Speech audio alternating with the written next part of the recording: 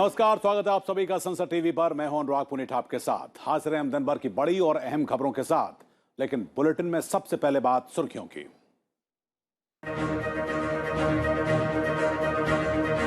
Glasgow में प्रधानमंत्री नरेंद्र मोदी ने उन्नतशील द्वीप देशों के बुनियादी ढांचे के लिए नए कार्यक्रम का किया शुभारंभ। कहा, जलवायु परिवर्तन से होने वाली क्षति से बचाव की हर कोशिश को मजबूती देगा भारत। योजना से 58 द्वीपीय देशों को मिलेगा फायदा। बैठक से इतर प्रधानमंत्री की कई देशों के राष्ट्राध्यक्षों से मुलाकात।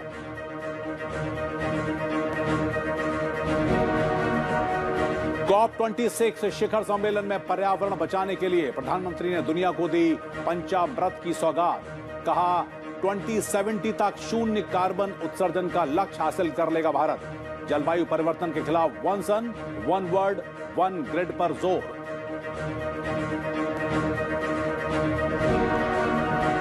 लोकसभा की 3 और विधानसभा की 29 सीटों पर हुए उपचुनाव के नतीजों का ऐलान। मध्य प्रदेश की खंडवा सीट पर बीजेपी की जीत। हिमाचल की मंडी सीट पर कांग्रेस का कब्जा। दादर नागर हवेली सीट शिवसेना के खाते में। विधानसभा सीटों में 16 पर एनडीए, 8 पर कांग्रेस और 4 पर टीएमसी का कब्जा।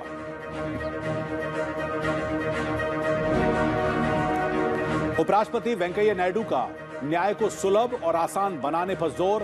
दामोदरम संजीवैया लॉ यूनिवर्सिटी की ओर से आयोजित समारोह को किया संबोधित।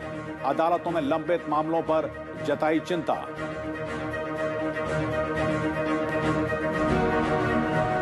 धनतेरस के साथ ही दीपावली का त्योहार शुरू। बाजारों में बड़ी रौनक। सोना चांदी समेत दूसरे धातुओं की खरीदारी तेज। प्रधानमंत्री नरेंद्र मोदी ने देशवासियों को दी बधाई।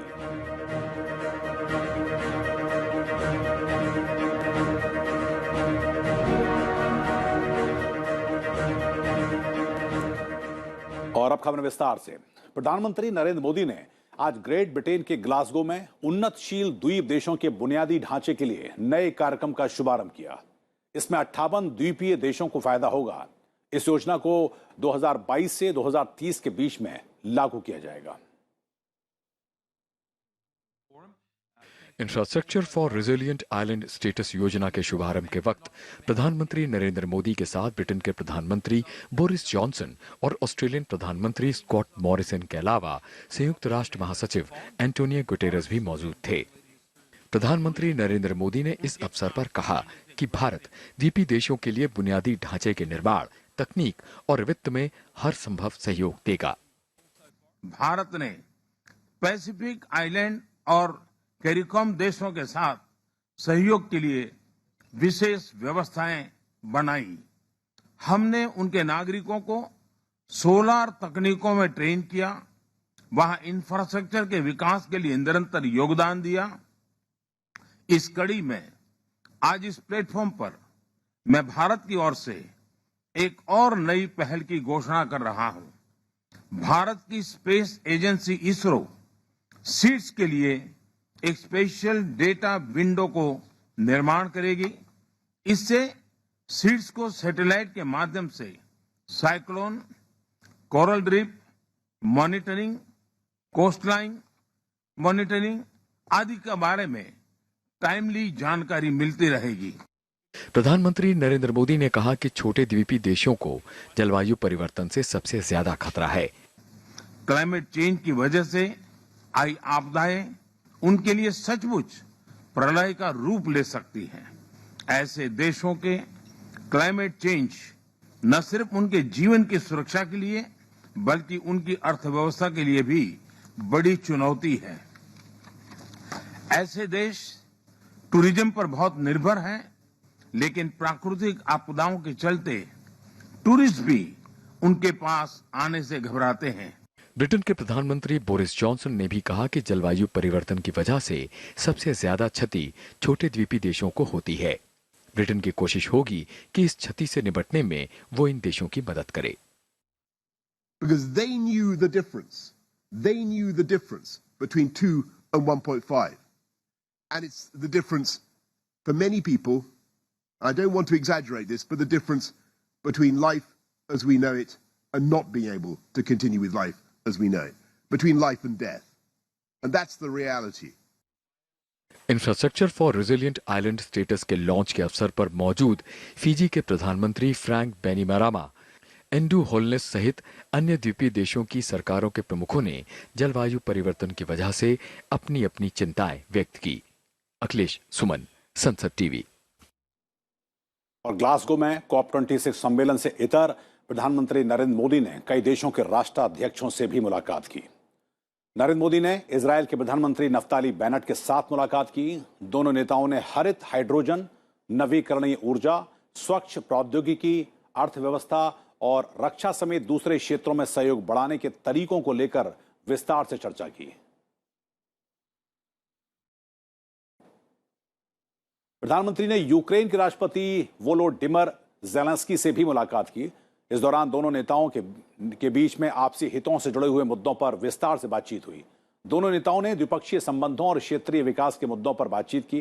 प्रधानमंत्री ने महामारी के दौरान कोविड वैक्सीन की परस्पर मान्यता के लिए धन्यवाद भी दिया।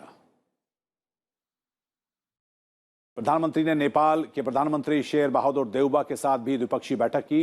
इस दौरान दोनों नेताओं के बीच में द्विपक्षीय संबंधों को और मजबूत करने, जलवायु परिवर्तन, कोविड-19 का मुकाबला करने और महामारी से उबरने के तरीकों पर चर्चा हुई।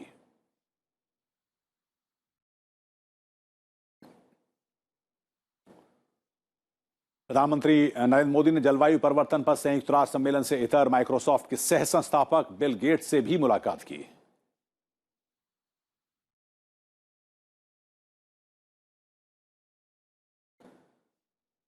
और इस मौके पर प्रधानमंत्री ने कहा है कि भारत 2070 तक यानी कि 2070 तक शून्य कार्बन उत्सर्जन का लक्ष्य हासिल कर लेगा। ब्रिटेन के ग्लासगो में COP26 सम्मेलन में भारत का प्रतिनिधित्व करते हुए उन्होंने कहा कि भारत जलवायु परिवर्तन को रोकने के लिए कड़ी मेहनत कर रहा है और इसके नतीजे नजर आएंगे।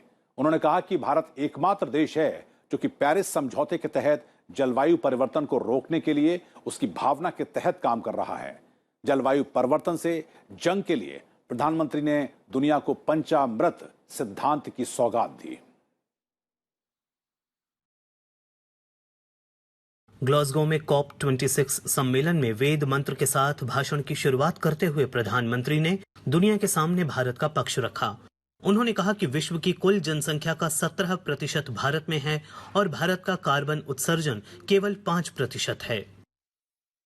आज पूरा विश्व मानता है कि भारत एकमात्र बड़ी अर्थव्यवस्था है जिसने पेरिस कमिटमेंट पर लेटर एंड स्पिरिट में डिलीवर किया है। हम संकल्पबद्ध होकर हर संभव एफर्ट्स कर रहे हैं, परिश्रम कर रहे हैं और परिणाम लाकर दिखा रहे हैं। प्रधानमंत्री ने एनडीसी के तहत गैर जीवाश्म ईंधन ऊर्जा क्षमता को 450 गीगावाट से बढ़ाकर 500 गीगावाट करने की घोषणा की। आज Bharat installed renewable energy capacity में विश्व में चौथे नंबर पर है। बीते 7 वर्षों में भारत की नॉन फोसिल फ्यूल एनर्जी में 25% से ज्यादा की वृद्धि हुई है और अब ये हमारे एनर्जी मिक्स का 40% पहुंच गया है। प्रधानमंत्री नरेंद्र मोदी ने जलवायु परिवर्तन के खिलाफ वन वर्ल्ड अभियान पर भी जोर दिया। आपके सामने एक वन वर्ल्ड मूवमेंट का प्रस्ताव रखता हूं। वन वर्ल्ड एक शब्द क्लाइमेट के संदर्भ में वन वर्ल्ड एक विश्व का मूल आधार बन सकता है, अधिष्ठान बन सकता है। जलवायु परिवर्तन पर वैश्विक मंथन के बीच प्रधानमंत्री ने इस चुनौती से निपटने के लिए 5 अमृत का सिद्धांत दिया। 5 अमृत तत्व रखना चाहता हूं, पंचामृत की सौगात देना चाहता हूं। पहला, भारत 2030 तक अपनी नॉन फोसिल एनर्जी कैपेसिटी को 500 गीगावाट तक पहुंचाएगा। दूसरा, भारत 2030 तक अपनी 50% एनर्जी रिक्वायरमेंट रिन्यूएबल एनर्जी से पूरी करेगा। तीसरा, भारत अब से लेकर 2030 तक के कुल प्रोजेक्टेड कार्बन एमिशन में 1 बिलियन टन की कमी करेगा। चौथा, 2030 तक भारत अपनी अर्थव्यवस्था की कार्बन इंटेंसिटी को 45% से भी कम करेगा। और पांचवा, वर्ष 2070 तक भारत नेट जीरो का लक्ष्य हासिल करेगा। ये पंचामृत क्लाइमेट एक्शन में भारत का एक अभूतपूर्व योगदान होंगे। प्रधानमंत्री ने कहा कि विकसित देशों को जितनी जल्दी संभव हो सके 10 खरब डॉलर का जलवायु फंड सुनिश्चित करना होगा। उन्होंने जलवायु परिवर्तन की रोकथाम के लिए इस वित्तीय प्रतिबद्धता पर लगातार नजर रखने पर भी जोर दिया। ब्यूरो रिपोर्ट, संसद टीवी। रक्षा मंत्री राजनाथ सिंह की अध्यक्षता में रक्षा खरीद परिषद ने सशस्त्र सेनाओं के आधुनिकीकरण के लिए मेक इन इंडिया के तहत 7,965 करोड़ रुपए की लागत के प्रस्तावों को हरी झंडी दे दी है। परिषद ने HAL से 12 हल्के यूटिलिटी हेलीकॉप्टर और BEL से लिंक्स U2 अग्निशमन प्रणालियां खरीदने के प्रस्तावों को मंजूरी दी है। इससे नौसेना के लड़ाकू जहाजों की खोज और कार्रवाई क्षमता में इजाफा होगा।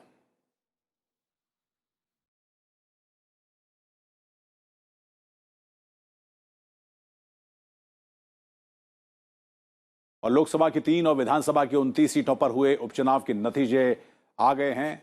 मध्य प्रदेश की खंडवा लोकसभा सीट से भाजपा प्रत्याशी ज्ञानेश्वर पाटिल ने जीत हासिल की है। ज्ञानेश्वर पाटिल 81,000 वोटों से जीते हैं।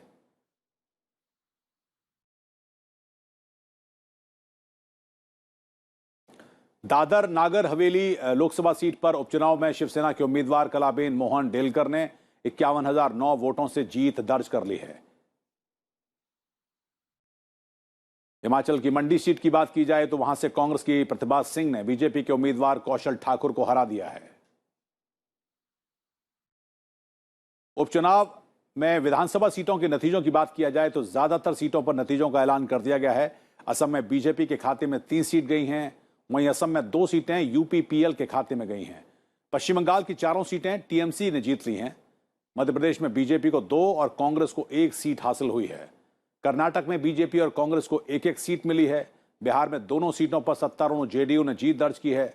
उधर राजस्थान की दोनों सीटों पर कांग्रेस को कामयाबी मिली है। मेघालय में NPP को 2 सीटें मिली हैं, जबकि UDP को 1 सीट मिली है। आंध्र प्रदेश में YSRCP को, उधर हरियाणा में INLD, महाराष्ट्र में कांग्रेस, मिजोरम में मिजो नेशनल फ्रंट ने जीत हासिल की है।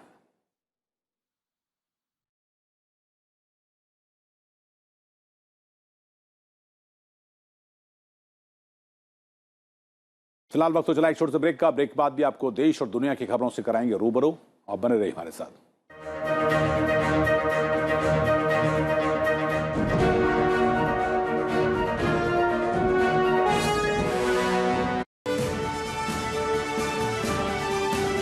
Watch Perspective on Sansad TV at 9:30 p.m.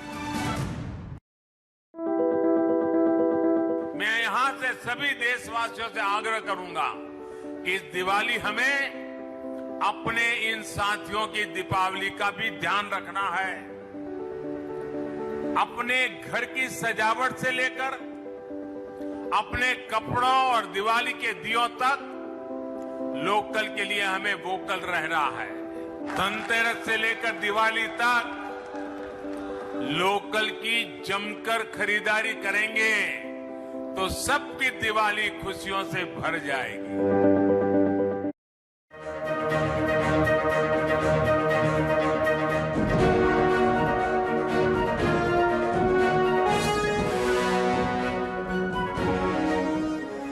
Break के बाद स्वागत है आप सभी का, और अब वक्त है राज्यों से जुड़ी हुई अहम खबरों को जानने का।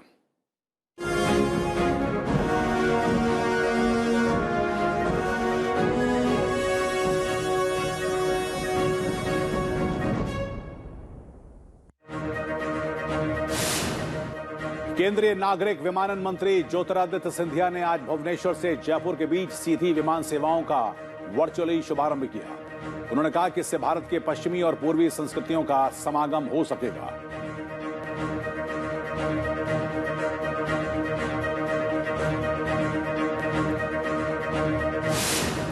केंद्रीय गृह राज्य मंत्री नित्यानंद राय ने अरुणाचल प्रदेश में भारत चीन सीमा पर करशांगला चौकी का दौरा किया। यहां पर उन्होंने आईटीबीपी की 55 बटालियन के जवानों के साथ बातचीत की। उन्होंने कहा कि आईटीबीपी के जवान विपरीत परिस्थितियों में तत्परता से हमारी सीमाओं की रक्षा करते हैं।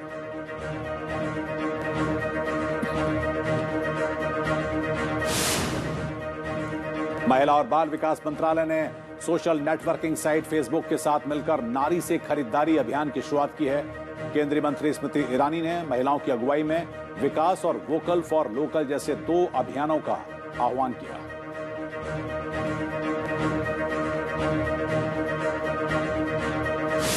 उत्तर प्रदेश के मुख्यमंत्री योगी आदित्यनाथ ने आवास और शहरी नियोजन विभाग के नवनियुक्त सहायक अभियंताओं को नियुक्ति पत्र बांटे।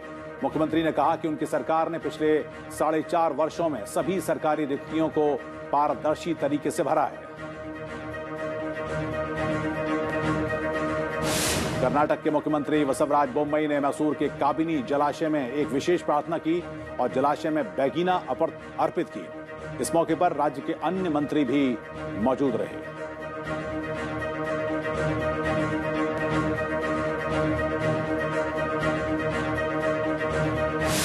पंजाब के पूर्व मुख्यमंत्री कैप्टन अमरिंदर सिंह ने आखिरकार कांग्रेस पार्टी से इस्तीफा दे दिया है। उन्होंने कांग्रेस की अध्यक्षा सोनिया गांधी को 7 पेज का इस्तीफा भेजा है, जिसमें उन्होंने कांग्रेस के साथ अपने कई सालों के जुड़ाव और मुख्यमंत्री पद पर रहते हुए पंजाब के हित में किए गए कामों का लेखा जोखा पेश किया।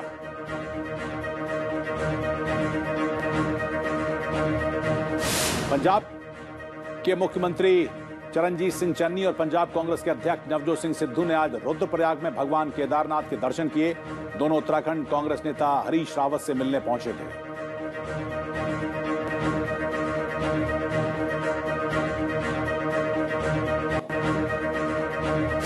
महाराष्ट्र के पूर्व गृह मंत्री अनिल देशमुख को स्पेशल पीएमएलए कोर्ट ने 100 करोड़ की वसूली मामले में 6 नवंबर तक ईडी की कस्टडी में भेज दिया है।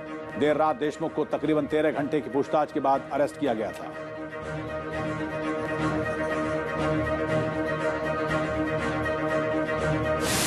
भारतीय सेना की शत्रुजीत ब्रिगेड पूर्वी लद्दाख में विषम परिस्थितियों में अभ्यास कर रही है। 3 दिवसीय इस अभ्यास की शुरुआत 1 नवंबर को हुई। यह अभ्यास 14,000 फुट की ऊंचाई और -20 डिग्री तापमान में किया जा रहा है।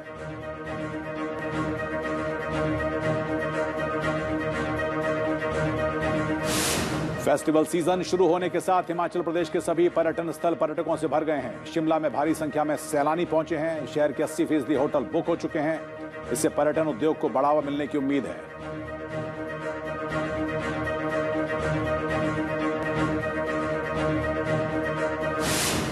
ओडिशा में फर्स्ट ईयर के छात्रों के लिए फिजिकल कक्षाएं शुरू हो गई हैं। हालांकि कोरोना वायरस दिशा निर्देशों का सख्ती से पालन किया जा रहा है। फेस मास्क अनिवार्य है, जबकि कक्षाओं, पुस्तकालयों, प्रयोगशालाओं और अन्य स्थानों पर सोशल डिस्टेंसिंग का पालन किया जा रहा है।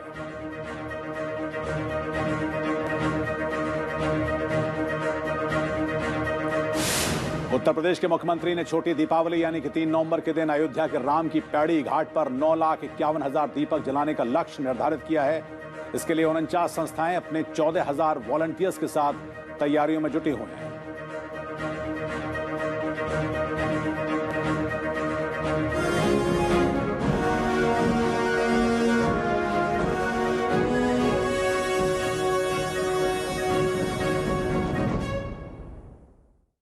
उपराष्ट्रपति एम वेंकैया नायडू ने न्याय को सुलभ और आसान बनाने पर जोर दिया है, ताकि एक न्यायपूर्ण और न्यायसंगत समाज का निर्माण किया जा सके।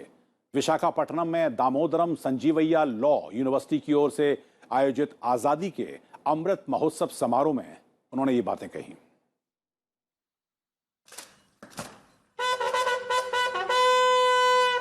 दामोदरम संजीवैया लॉ यूनिवर्सिटी में आयोजित समारोह को संबोधित करते हुए उपराष्ट्रपति ने अदालती मामलों में देरी पर चिंता जताई और इसका समाधान निकालने पर जोर दिया। उन्होंने न्याय को आम नागरिकों के लिए सुलभ बनाने की बात कही। When the youth comes forward and then move forward, You must have a passion for the nation. Passion. Not fashion. Passion. And whatever profession you take, you must do it with passion. For the sake of the nation. This is a service. Legal system also is service. Service to the people. Medical system, service. Education is a service. Politics is a service. We should take it as a passion and take it as a mission. उपराष्ट्रपति ने कानून के छात्रों को बदलाव में अहम भूमिका निभाने के लिए तैयार रहने की बात कही। उन्होंने गरीबी, लैंगिक भेदभाव, निरक्षरता, जातिवाद और भ्रष्टाचार को खत्म करने का भी आह्वान किया। India is recognized and respected worldwide, but there are gaps. There is poverty, 25% of the people. There is illiteracy, 22% of the people. There is gender discrimination. There is no adequate representation of women in parliament, in assemblies, in panchayat raj. Of course, now at least 33% are coming in the panchayat raj. They are not given equal right to property. Why? Discrimination should end. उपराष्ट्रपति ने दामोदरम संजीवय्या की ईमानदारी, सत्यनिष्ठा और निस्वार्थ भाव से राष्ट्र सेवा की प्रतिबद्धता को याद किया। जन्म शताब्दी समारोह के अवसर पर उपराष्ट्रपति ने उन्हें श्रद्धांजलि अर्पित की।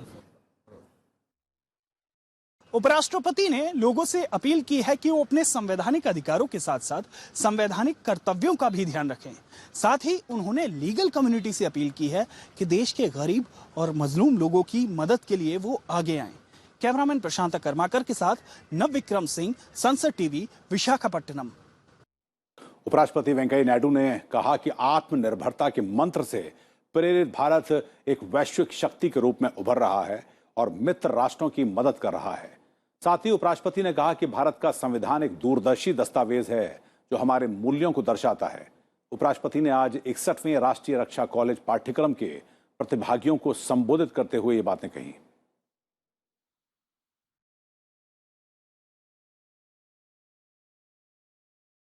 प्रधानमंत्री नरेंद्र मोदी कल वीडियो कॉन्फ्रेंसिंग के जरिए उन जिलों के साथ समीक्षा बैठक करेंगे जिनमें टीकाकरण कम संख्या में हो पाया है। बैठक में ऐसे जिले शामिल होंगे जहां पर 50% से कम पहली डोज दी गई है और दूसरी डोज भी पर्याप्त संख्या में नहीं दी जा सकी है। प्रधानमंत्री झारखंड, मणिपुर, नागालैंड, अरुणाचल प्रदेश, महाराष्ट्र, मेघालय और कम टीकाकरण वाले दूसरे राज्यों के 40 से ज्यादा जिला कलेक्टरों के साथ बातचीत करेंगे। इस अवसर पर इन राज्यों के मुख्यमंत्री भी मौजूद रहेंगे। केंद्रीय शिक्षा मंत्री धर्मेंद्र प्रधान ने आज शिक्षकों के टीकाकरण की स्थिति और स्कूलों को देश भर में फिर से खोलने की समीक्षा की। उन्होंने स्किलिंग इकोसिस्टम में टीकाकरण की स्थिति की भी समीक्षा की। बैठक में कौशल विकास एवं उद्यमिता राज्य मंत्री राजीव चंद्रशेखर और शिक्षा राज्य मंत्री राजकुमार रंजन सिंह भी मौजूद रहे। ज्यादातर राज्यों ने सभी कक्षाओं के लिए स्कूल खोल दिए हैं।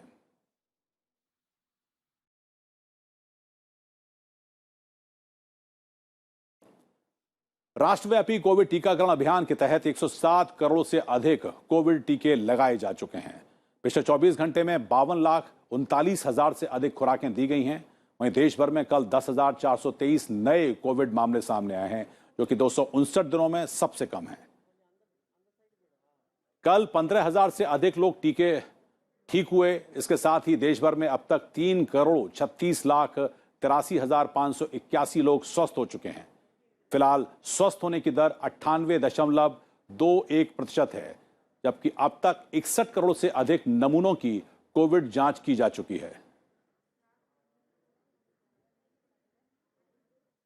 लोकसभा अध्यक्ष ओम बिरला की प्रेरणा से उनके संसदीय क्षेत्र कोटा बूंदी में अनुकरणीय पहल की जा रही है। वंचित और अभावग्रस्त वर्ग के घरों तक दिवाली की खुशियां और उल्लास का प्रकाश पहुंचे, इसके लिए लोकसभा अध्यक्ष ने घर घर उजियारा अभियान का शुभारंभ किया है। अपनों के बीच दीपावली महापर्व मनाने संसदीय क्षेत्र कोटा बूंदी पहुंचे लोकसभा अध्यक्ष। लोकसभा अध्यक्ष ओम बिरला की प्रेरणा से सामाजिक कार्यकर्ताओं ने अनुकरणीय पहल की है। दिवाली की खुशियों और उल्लास का प्रकाश वंचित और अभावग्रस्त वर्ग के घरों तक भी पहुंचे। इसके लिए लोकसभा अध्यक्ष ने घर घर उजियारा अभियान का शुभारंभ किया। अभियान के तहत सामाजिक कार्यकर्ता प्रत्येक जरूरतमंद परिवार के घर जाकर उसको मिट्टी के दिए, तेल और अन्य सामग्री भेंट करेंगे, ताकि वो भी दीपावली पर अपने घर को आलोकित कर सके। इस महामारी के बाद उन परिवारों में जिन परिवार के अपने नहीं रहे, उनके जीवन में उजाला करना हमारी जिम्मेदारी है। हम किस तरीके से प्रयास करें कि उनकी जिंदगी में आगे का सफर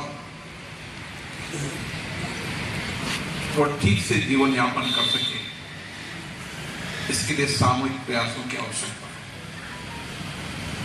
और ये दिवाली का पर्व हमारे सामूहिक प्रयास, सामूहिक संकल्प शक्ति,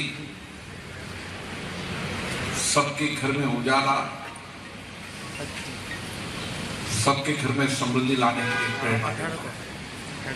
और समाज में जो भी अभावग्रस्त संकट में है, उन सब परिवारों को सक्षम लोग मदद कर उनके जीवन में भी समृद्धि खुशहाली ला सके। यही हमारा सामूहिक प्रयास होना चाहिए और सामूहिकता से हम इस प्रयास को पूरा करेंगे। अभियान के लिए मिट्टी के दिए उपयोग कर दीपक बनाने वाले परिवारों को आर्थिक संबल भी प्रदान किया गया, ताकि वो भी अपनी दीपावली उत्साह और आनंद के साथ मना सके। धनतेरस का पर्व आज हर्षोल्लास के साथ मनाया जा रहा है। इसके साथ ही दीपावली से संबंध त्योहारों की श्रृंखला शुरू हो गई है। धनतेरस के मौके पर सोना चांदी और बर्तन खरीदने की परंपरा है। मान्यता है कि इस दिन विधि विधान की गई पूजा अर्चना करने से घर परिवार में सदैव सुख समृद्धि का वास बना रहता है। प्रधानमंत्री नरेंद्र मोदी ने धनतेरस के अवसर पर लोगों को बधाई देते हुए सभी के लिए सुख समृद्धि की कामना की है।